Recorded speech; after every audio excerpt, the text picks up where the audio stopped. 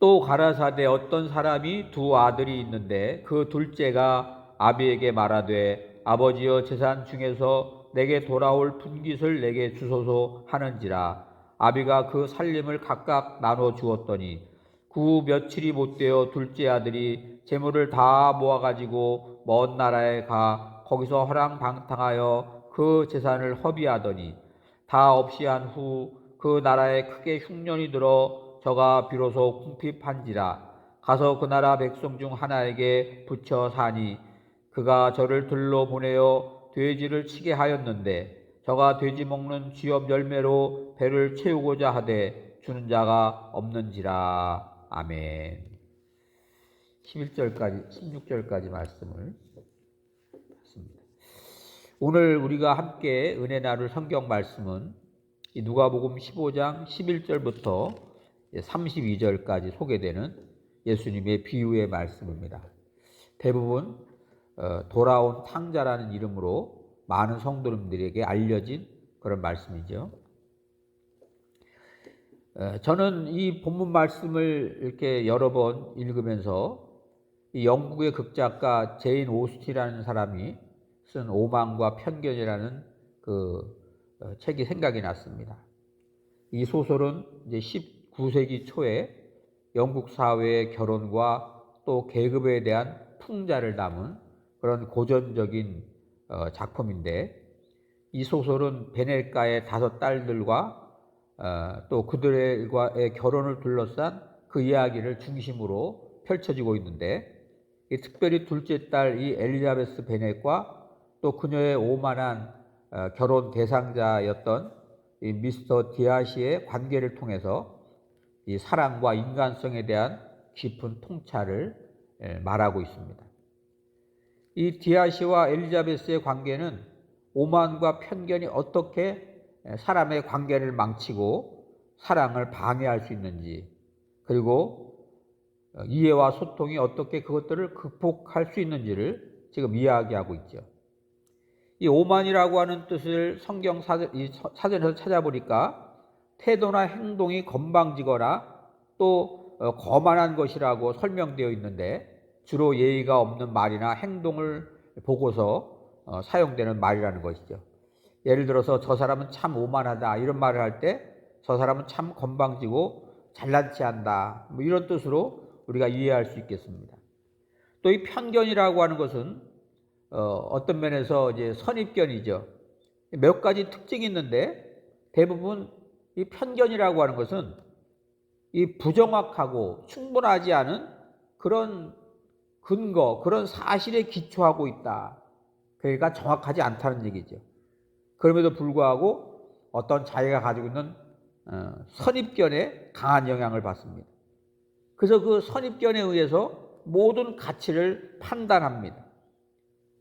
어떤 가치를 판단할 때 그 대상을 자기가 가지고 있는 선입견에 의해서 사실보다 높이 평가하거나 혹은 부정적으로 더 낮게 평가하려는 그런 경향이 보입니다. 그리고 이 대다수의 편견은 비논리적이면서도 강한 감정에 의해서 조종되는 것이죠. 그래서 매우 완고합니다. 그리고 현실적인 비판에 대해서 강하게 저항을 보이기도 하죠. 그래서 이 편견에 사로잡히게 되면 집단적인 현상, 예를 들어서 뭐 BLM이라든가 또 뭐 요즘에 그런 이즘의 왕따 같은 그런 현상으로 나타나는 것이죠. 이 말씀을 요약하면 오만이라고 하는 것은 자기 자신에 대해서 상대방이나 혹은 어떤 문제에 대해 과대평가하는 것, 그것을 오만하다 그렇게 볼 수 있고, 또 편견이라고 하는 것은 상대방이나 혹은 어떤 문제에 대해서 선입견을 가지고 사실에 근거하지 않고 판단하는데 문제가 생겨진다, 그런 이야기가 되겠습니다. 오늘 누가복음 15장에는 예수님의 3가지 비유의 말씀이 소개되죠. 첫 번째가 15장 3절에 이하에 소개되어지는 잃어버린 양의 비유입니다. 그리고 두 번째가 또 8절 이하에 소개되는 한 여인이 잃어버린 드라크마를 찾는 그런 비유이고, 또 오늘 21절 이하에 오늘 말씀을 나누기를 원하는 집을 나간 탕자가 돌아오는 그런 비유입니다. 근데 이 세 가지 비유의 내용들은 사실 어떤 모습은 다르지만 같은 주제지요. 이것은 뭐냐면 잃어버린 것을 다시 찾았다. 잃어버린 것에 대한 안타까운 그런 주인의 마음과 그것을 다시 찾았을 때 정말 큰 기쁨을 말하고 있는 것이죠. 그러니까 예수님께서 이 세 가지의 다른 비유를 통해서 말씀하시는 것은 그 비유의 모습은 다르지만 그 같은 주제를 반복함으로만 해서 이 주제, 잃어버린 것을 다시 찾는다고 하는 것이 얼마나 중요한가, 바로 그것을 말씀하고, 잃어버린 영혼들을 다시 찾았을 때 바로 기뻐하는 그 마음, 그것이 바로 우리 하나님의 마음이다, 이런 이야기를 하는 것이죠. 특별히 이 세 가지에 연속되어지는 비유의 이 강조점, 시작하는 부분이 어디 있는가를 볼 적에 더 자세히 알 수 있는데, 이 비유가 시작되는 누가복음 15장 4절에는 어떤 사람이 그렇게 말합니다.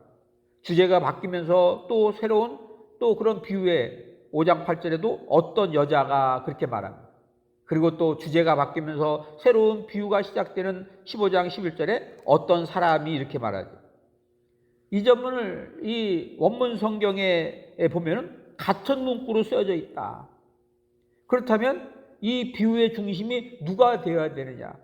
당연히 양 100마리가 있는데 그 중에 한 마리를 잃어버렸다가 그 잃어버린 한 마리를 찾기 위해서 애쓰는 사람이 중심이 돼야 되겠고, 또 10드라크마가 있었지만 그 드라크마 중에서 하나를 잃어버렸을 적에 등불을 켜고 온 집을 쓸고 찾는 그 여인이 주인공이 돼야 되겠고, 또 두 아들이 있는 어떤 아버지가 있는데 그 아버지가 주인공이 돼야 되겠다. 물론 우리는 그렇게 볼 수 있습니다. 그런데 먼저 오늘 말씀을 우리가 올바로 이해하기 위해서는 예수님께서 이 말씀을 왜 하셨을까? 이 말씀을 하신 배경이 어떠한가를 먼저 생각을 해야 되는데, 오늘 15장 1절 2절에 따르면 모든 세리와 죄인들이 말씀을 듣기 위해 예수께로 가까이 나왔다, 이렇게 말합니다. 모든 세리와 죄인들, 예수님께 가까이 나옵니다. 아마 그들과 함께 먹고 마셨던 것 같아요. 그래서 이를 본 바리새인들과 서기관들이 이 사람이 죄인을 영접하고 저들과 음식을 같이 먹는다 하면서 예수님을 비난합니다. 왜냐하면 당시의 율법에 의하면은, 율법에 정통했던 이 바리새인과 서기관들, 그 사람들의 눈에는 이 죄리와 세인들은 상종해서는 안 될 죄인들이었기 때문에, 나쁜 사람들이었기 때문에. 그런데 그런 나쁜 사람과 저 예수라는 사람이 어울리니까 비난한다고 하는 것이죠. 하지만 하나님의 아들 되신 예수님의 눈에는 그들은 잃어버린 자다. 하나님의 뜻을 몰라서 그 진리 안에 거하지 못하고 죄 안에 거하는 잃어버린 영혼이다, 그런 얘기죠. 이 말씀이 1절에 잘 드러나는데, 모든 죄리와 세인들이 말씀을 듣기 위해 예수께 가까이 나왔다. 그리고 예수와 함께 음식을 먹지 않습니까? 기쁨의 자리. 보통 기쁨이 있는 것을 우리는 잔치라고 말하죠. 셀레브레이션. 거기에는 항상 먹는 것이 동반합니다. 그래서 함께 기쁨을 나눕니다. 주님의 말씀을 듣고 즐거워하고 또 주님과 함께 음식을 먹습니다. 그런데 이 바리새인과 서기관들이 이를 보고, 야, 죄인들이, 세리들이 예수님의 말씀을 듣고 회개를 했는지 안 했는지 그 부분은 소개되어 있지 않지만 정말 말씀을 듣는 자리에 있구나, 이 부분을 기뻐해야 되는데 오히려 싫어하고 예수님을 비난했다. 더 안타까운 사실은 이 바리새인과 서기관들이 누굽니까? 율법에 정통한 사람 아닙니까? 하나님께서 잃어버린 자들을 찾아 그들의 영혼을 구원하라고 세운 그런 귀한 종들이었다는 거예요. 그런데 그들이 정말 궁휼한 마음을 가지고 그 죄인과 세리를 바라보고 그 잃어버린 자들을 찾기 위해서 하나님의 온유한 마음을 갖지 않고 오히려 더러운 죄로 정죄하고 배척하고 멀리했다. 한마디로 오만과 편견에 젖어 있는 바리새인과 서기관들의 모습이 아닌가, 이런 생각을 해볼 수 있습니다. 여기서 예수님이 이 세 가지 비유의 말씀을 드는 것은 바리새인과 서기관들의 생각이 잘못되었다라는 것을 지금 지적하는 것이죠. 예수님이 왜 세리들과 바리새인 죄인들과 먹고 마시면서 천국 복음을 전파했는지를 지금 설명을 합니다. 다른 말로 이 비유의 말씀을 통해서 예수님의 행동을 지금 보여주고 있는 거예요. 그러니까 1차적으로 예수님께서 하신 이 말씀은 오만과 편견에 사로잡혀 있는 사람들에게 깨달음을 주시기 위한 그런 말씀이라는 것이죠. 오늘 예수님의 비유에 따르면 한 사람에게 아들이 둘이 있었습니다. 근데 그 중에 둘째가 아버지가 와서 말하죠. 아버지의 재산 중 내게 돌아올 분깃을 내게 주시옵소서. 어떤 이유를 대지 않고, 그런데 어떤 이유에 대한 설명도 없이 아버지는 그 아들에게 그에게 돌아갈 유산을 나누어 줍니다. 여기에 각각이라고 하는 말은 어떤 해석에 따라 차이가 있지만 가장 중요한 것은 그 다음에 그 아들이 그 재물을 모았다고 하는 의미를 봐서 그 재물에 가치가 있는 모든 것을 포함했다고 볼 수 있습니다. 이 말은 어떤 금전적인 거라든가 혹은 또 밭이라든가 또 혹은 양떼라든가 그 작은 아들이 받을 수 있는 그런 모든 분깃을 다 나눠줬다. 그래서 그 자기 몫을 받은 아들을 그것을 모아서 아마 현금화했겠죠. 그리고 먼 나라로 떠납니다. 그곳에서 방탕한 생활을 했는지는 모르겠습니다만은 어쨌든 가져온 모든 재산을 써버리고 거지가 되고 말았어요. 그 많은 재산을 그렇게 쉽게 짧은 기간에 없앨 수 있었다.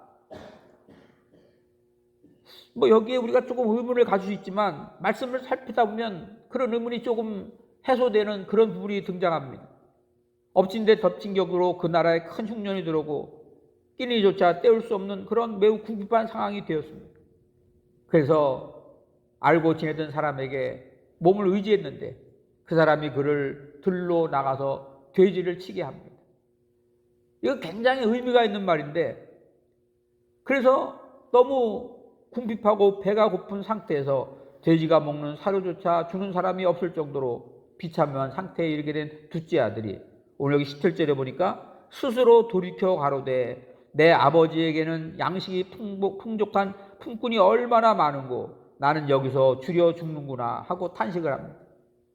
이 둘째 아들의 탄식 속에는 아버지는 풍요로운데 나는 너무나 빈곤하구나, 이것을 지금 대조적으로 이야기하고 있죠.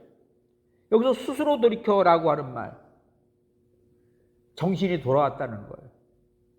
무엇인지 모르지만 정신이 딴 데 팔려가지고 아버지를 거역하고 아버지의 재산을 다 탕진해버린 그 삶에서 다시 원래 그 아버지의 아들로서의 그 마음, 그 정신을 차렸다고 하는 얘기죠.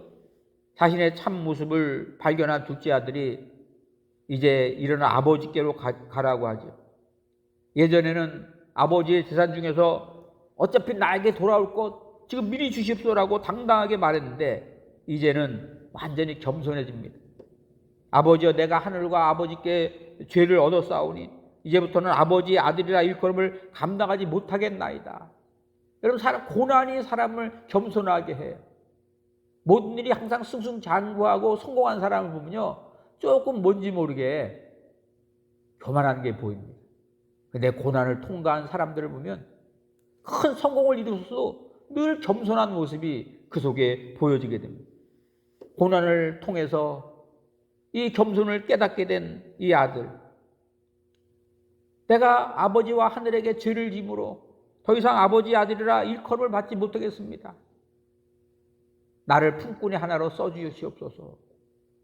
내 아버지 집에는 양식이 풍성한 거로 그 품꾼들도 풍성하게 누린다. 그런 풍성한 은혜를 지금 사모하는 거예요.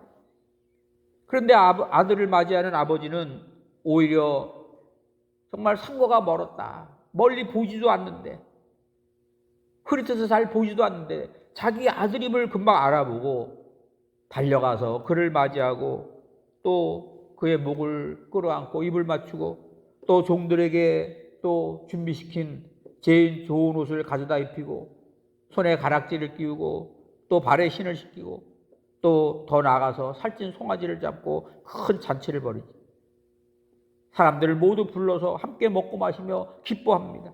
그리고 말하지요. 이 아들은 죽었다가 다시 살아났으며 내가 잃었다가 다시 찾았다. 그래서 내가 너무 기쁘다. 그래서 내가 이런 큰 잔치를 벌이는 것이다. 지금 그런 이야기죠. 그때 이 첫째 아들은 동생이 돌아왔다고 하는 사실을 몰랐습니다. 왜냐하면 지금 그는 밖에 나가서 일을 했기 때문에. 그런데 그 집에 와보니까 음악과 노래하는 소리, 그런 소리들이 막 들리는 거예요. 무슨 일인가 봤더니 작은 아들, 자기의 동생이 돌아왔다는 겁니다. 왠지 모르게 이 아들은 마음이 상했습니다. 그래서 그 자리에 들어가기를 거부합니다. 아버지가 나와서 그 큰아들에게 함께 들어갈 것을, 그래서 이 기쁨을 누릴 것을 권고하지만 들어가지 않습니다. 그래서 아버지는 그에게 말을 하죠. 이 동생은 죽었다가 살아났으며 내가 잃었다가 얻었기로 우리가 즐거워하고 기뻐하는 것이 마땅하니라. 여기서 이 말을 하고 이 비유의 말씀은 끝나죠. 자, 그러면 주께서 이 비유의 말씀을 하시는 의도가 무엇일까? 둘째 아들은 왜 아버지에게 받을 유산을 미리 달라고 요구했을까? 여기서 아버지의 재산 중이라는 말은 재산 중에서 아버지에게는 많은 재산이 있다는 것을 보여주지요. 그러니까 아버지는 많은 재산이 있으니까 그 중에 일부를 나에게 준다고 해도 뭐 손해볼 거 없지 않습니까? 그런 생각을 가졌던 거예요. 그리고 먼 나라에 갔다는 말과 재산을 다 허비한 후에 먹을 것을 얻고자 했을 적에 오늘 15절에 보니까 저를 들로 보내어 돼지를 치게 했다는 말에서 둘째 아들은 아마 이방 나라로 간 것 같아요. 이거를 하나님과 그 돌아온 어떤 탕자, 그런 것에 포커스를 맞추면 믿음을 떠나서 불신의 세계에 아마 빠져있지 않았나, 이렇게도 이해할 수 있죠. 왜냐하면 돼지들은 유대인들은 가까이 하지 않는 부정한 짐승으로 취급하기 때문입니다. 도대체 둘째 아들은 무엇을 생각할 수 있을까? 왜 그랬을까? 아마 그는 아버지의 어떤 그 돌봄을 간섭으로 여겼던 것 같아요. 여러분, 우리 가끔가다 생각하면 그러지 않습니까? 내가 그 일은 경험이 있어서 이 일은 이렇게 했으면 좋겠다라고 이야기를 하면 그거를 어드바이스로 생각하지 않고 간섭으로 생각하는 사람이 있어요. 간섭으로 생각하면 귀찮습니다. 피곤합니다. 아, 나를 도와주려고 나에게 조언을 하는구나, 그렇게 이야기를 들으면요 기쁩니다. 저 사람이 나를 생각하니까 나에게 이렇게 잘할 수 있도록 자기의 경험을 얘기해 주는가 하고 받아들입니다. 그러나 간섭으로 생각하면요, 자기가 알면 얼마나 안다고 나한테 간섭질이야, 그렇게 나가는 거예요. 그래서 아버지의 어떤 그 돌봄, 아버지의 조언을 간섭으로 여겼던 것 같아요. 불편합니다. 그래서 아버지를 떠나고 싶습니다. 오늘날 많은 사람들의 어리석음이 그거 아닙니까? 하나님 품 안에 참된 자유와 기쁨과 평안이 있는데 하나님의 뜻대로 살아가는 것을 나의 생각과 나의 제휴를 제한하는 간섭으로 생각을 합니다. 하나님이 통치하시는 계획을 거부합니다. 자기 마음대로 살려고 하죠. 한마디로 이 둘째 아들이 아버지의 그 돌봄을 간섭으로 여기고 또 아버지의 어떤 돌봄을 불신한 것과 같은, 나도 재물이 있으면, 나에게 어떤 그런 시드머니가 있으면 나도 성공해서 아버지만큼 큰 부를 누릴 수 있다라고 그렇게 생각했는지도 몰라요. 자만한 마음이죠. 자부심은 좋은데 자만한 겁니다. 아버지가 어떻게 큰 재물을 모았는지 모르지만 나도 시드머니만 있으면 아버지만큼 잘할 수 있다. 그것은 물론 좋은 의도일 수 있지만 세상은 그렇게 만만하지 않습니다. 세상에는 교만으로 망하는 사람이 더 많다는 것을 알아야 됩니다. 그래서 저는 첫 번째로 생각을 하나님의 뜻에 집중시키라, 이렇게 말씀을 드리고 싶어요. 생각을 하나님의 뜻에 집중시키자. 생각이 말을 만들고 말은 행동을 만들고 행동은 습관을 만들고 습관은 인격을 만들고 인격은 운명을 만든다. 영국의 전 수상이었던 마가렛 대처 여사가 어렸을 적에 자기 아버지가 자기에게 해준 말이라고 합니다. 그래서 어렸을 때부터 그 아버지의 말을 듣고 일생 동안 그렇게 살았다고 해요. 둘째 아들은 자신의 생각대로 행동을 합니다. 그리고 그 결과대로 돼지들이나 먹는 쥐염 열매조차 배부르게 먹지 못하는 그런 처지가 됐지. 그런 고난이 그의 생각을 변화하게 만듭니다. 오늘 여기 17절 말씀을 보니까 이에 스스로 돌이켜 가로되 내 아버지에게는 양식이 풍족한 품꾼이 얼마나 많은고 나는 여기서 줄여 죽게 되었구나. 그 때때로 고난이 우리에게 유익입니다. 그리고 20절에 보니까 아버지의 집이 풍성한데 아버지의 집으로 돌아가자. 이 말은 내가 아버지의 통치를 벗어나서 내가 이렇게 어려움을 겪었는데 다시 아버지의 통치 안에 살겠다. 믿음을 떠나서 내가 세상에서 시달리고 고통받았는데 참 기쁨을 잃어버렸는데 내가 다시 믿음의 세계에 들어가야 되겠다. 은혜를 얻기를 원하겠다. 이런 결단일 수 있는 거예요. 자기의 생각대로 아버지의 통치를 벗어나서 자기의 의지대로 살았을 적에 빈곤과 저주였습니다. 그런데 고난을 통해서 생각이 바뀌어지게 되고 다시 아버지의 통치 안에 살기를 결단했을 때 바로 아버지가 베푼 풍성한 잔치, 그 은혜를 누릴 수 있게 된 거 아닙니까? 여기에 중요한 단어가 소개됩니다. 15절과 11절에 가서라고 하는 말은 가야 되지. 행동해야 됩니다. 순종해야 됩니다. 아버지의 집에는 먹을 것이 많은데 풍족한데 품꾼조차 줄이지 않는데 나는 배가 고파 죽게 됐구나. 이 생각으로 끝나면 안 됩니다. 이 말씀은 야고보서 2장 17절에 말씀한 것처럼 행함이 없는 믿음은 그 자체가 죽은 것이라고 하는 뜻이죠. 여러분, 다시 돌아간다고 하는 것이 쉬운 일은 아니죠. 어려움이 있습니다. 어떤 어려움입니까? 아버지의 재산을 다 탕진하고 집으로 돌아오는 아들은 어떤 면에서 아들의 자격을 상실한 사람이죠. 이미 그 아들의 문제가 동네 사람들도 다 알기 때문에 손가락질을 받을 수밖에 없는, 밖에 나가서 그 많은 재산을 다 허비하고 거지가 돼서 돌아왔구나. 손가락질과 비난이 있을 수 있다고 하는 것이죠. 근데 그것 때문에 결단과 순종을 머뭇거리면 하나님의 축복을 누릴 수 없다고 하는 거죠.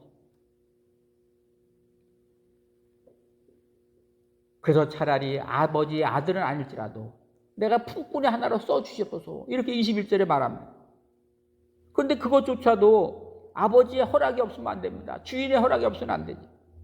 그런데 아버지는 품꾼의 하나로 쓰는 것이 아니라 잃었다가 다시 얻었다 하고 잃었다가 다시 얻은 아들로서 큰 잔치를 벌이고 그를 참 귀하게 여기고, 이것이 바로 하나님을 떠난 죄인된 우리를 하나님이 어떻게 대하시는가를 보여주는 말씀입니다.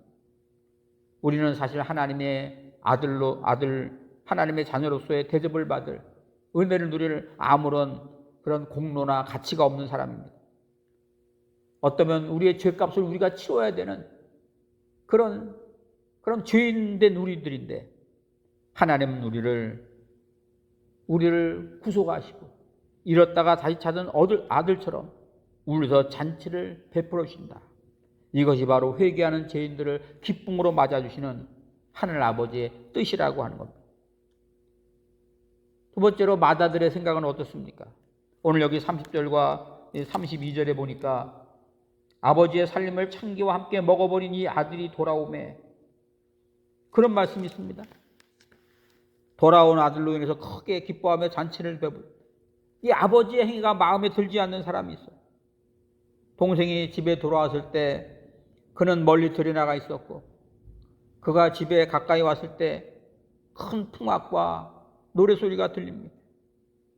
그래서 이 소리가 무슨 일인가 25절에 그 어린 종을 불러서 묻지요. 27절에 보니까 그 어린 종이 당신의 동생이 돌아와서 아버지가 기뻐하여 잔치를 베풀었습니다. 그가 건강한 몸으로 돌아왔습니다. 아버지는 아들을 통해서 그의 어떤 몸도 건강할 뿐만 아니라 그 마음, 그 생각이 정말 온전히 회개한 자로서 자기의 잘못을 고치고 바른 마음으로 돌아온 것을 받아들이는 것이죠. 그런데 이 일이 마다들로 하여금 참 극도로 분을 나게 합니다. 그래서 28절에 보니까 그가 노했다 이렇게 말을 하죠. 분한 마음이 듭니다. 섭섭한 생각이 사로잡습니다. 그 생각에 사로잡히니까 행동에 옮기죠. 어떤 행동을 합니까? 그 아버지의 잔치집에 들어가기를 거부합니다. 모두가 기뻐하는데 그 큰아들은 그 생각에 사로잡히다 보니까 그 잔치에 들어가서 함께 기뻐하지 않으려고 했다고 하는 거예요. 맏아들이 또 마음에 분이 가득하니까 어떤 행동을 합니까? 그 아버지에게 항변합니다. 당신의 그 살림을 창기들과 함께 삼켜버린 이 아들 그렇게 부르면서 자기 동생을 멸시하고 비난합니다. 이 말은 맞는 말이긴 하지만 그러나 조금 과장된 말입니다. 왜냐하면 여기서 아버지의 살림이라고 했을 때 아버지의 전 재산이라는 표현이거든요. 아버지의 전 재산을 사실 동생이 다 탕진하지는 않았거든요. 그런데 어떤 편견을 사로잡히다 보니까 막 그렇게 말을 막 과장하는 거예요. 사람들이 어떤 편견을 사로잡히면요, 사실보다도 막 말을 과장하는 그런 경향이 보입니다. 도대체 그는 무슨 생각을 하고 있을까? 오늘 여기 29절에 보니까 내가 여러 해 아버지를 섬겨 명을 어김이 없거늘, 이게 중요한 포인트인데 이것은 원문에 종처럼 살았다는 뜻이에요. 종처럼. 아들인데 이 말은 내가 기쁨으로 아버지를 섬긴 것이 아니라 내가 아버지의 아들로서 아버지의 모든 그 유산을 관리할 상속자로서 정말 기쁜 마음으로 섬긴 것이 아니라 마지못해 억지로 섬겼다. 신앙생활도 사실 그렇지 않은가 그런 생각을 해봐요. 또 두 번째로 이런 말을 하죠. 당신은 당신의 재산을 창기와 함께 먹어버린 그 아들을 위해서 살찐 송아지를 잡고 잔치를 벌였지만 언제 나와 내 벗으로 하여금 그런 일을 해준 적이 있습니까? 이 말은 어떤 의미가 있냐면 아버지나 동생보다 아버지의 잃어버린 아들이 돌아온 그 기쁨과 감사하는 그 아버지의 마음보다, 물론 재물의 손해는 받지만 나가서 고난을 겪고 정말 아버지의 아들이 되기를 조차도 정말 그 부끄러운 그런 겸손한 마음으로 회복된 그 아들보다 자기 동생보다 친구들을 더 중요하게 생각했다. 여러분, 우리 신앙생활을 하면서도요, 무엇을 더 중요하게 생각하느냐, 이거 굉장히 중요합니다. 바로 이러한 생각에 사로잡혔기 때문에 이 큰아들은 기쁨의 잔치를 누리지 못했다고 하는 것이죠. 자, 이와 같은 맏아들의 모습을 통해서 하나님의 뜻을 모르는 이 세리와 죄인들의 회개를 마땅치 않게 여기는 바리새인과 서기관들을 주님은 이야기하고 있는 것이죠. 저는 오늘 말씀의 제목을 조금 생소하게 오만과 편견이라고 정해봤습니다. 맏아들의 문제와 둘째 아들의 문제가 어디서 시작됐습니까? 아버지의 마음을 알지 못하는 거예요. 아버지의 마음을 알지 못한 둘째 아들은 아버지의 간섭을 벗어나면 나에게 재물이 있으면 내가 가진 능력과 힘으로 내가 다 이룰 수 있다. 오만한 마음이죠. 그 오만한 마음의 결과는 돼지들이 먹는 지엽 열매조차 배부르게 먹지 못하는 그런 비참한 신세가 됩니다. 여러분, 오만한 마음을 없이 하려면 겸손한 마음, 남을 나보다 낮게 생각하는 그런 마음을 가져야 돼요. 그게 복된 마음입니다. 겸손은 존귀의 앞잡이다. 성경에 그런 말씀 있지 않습니까? 또한 아버지의 마음을 알지 못한 맏아들은 섭섭함과 원망에 동생에 대한 비난으로 스스로 기쁨을 누리지 못해요. 편견이지요. 편견을 없이 하는 방법은 이해와 사랑입니다. 그 편견이 아버지가 기쁜 잔치 기쁨을 누리지 못하게 합니다. 그러므로 오늘 이 시대에 믿음으로 사는 하나님의 은혜를 입은 성도들이 반드시 알아야 될 것은 하나님의 뜻이 무엇인가, 아버지의 마음을 알아야 됩니다. 그러면 겸손하게 됩니다. 그러면 이해하게 됩니다. 그리고 사랑하게 됩니다. 나를 통해서 이루실 하나님의 뜻이 이루어지는 그런 하나님의 선한 역사에 쓰임받게 됩니다. 오늘 저와 여러분 모두에게 하나님의 마음을 아는 지식으로 말미암아 하나님의 은혜와 축복이 풍성하시기를 주님의 이름으로 축복합니다. 기도드리겠습니다. 하나님 아버지 감사합니다. 오늘도 우리를 구속하신 그 선하신 그 뜻과 경륜 안에서 복도 귀한 이 주일 또 우리 주시는 그 말씀을 붙잡고 하나님 앞에 기쁨과 영광이 될 뿐만 아니라 우리를 구속하신 하나님의 그 큰 은혜 안에서 평강과 위로와 소망과 또 그 영광에 참여하는 그런 귀한 종들로 주의 사랑하는 모든 성도들을 축복하여 주시옵소서. 존귀하신 주 예수 그리스도의 이름으로 감사하며 기도 올리옵나이다. 아멘.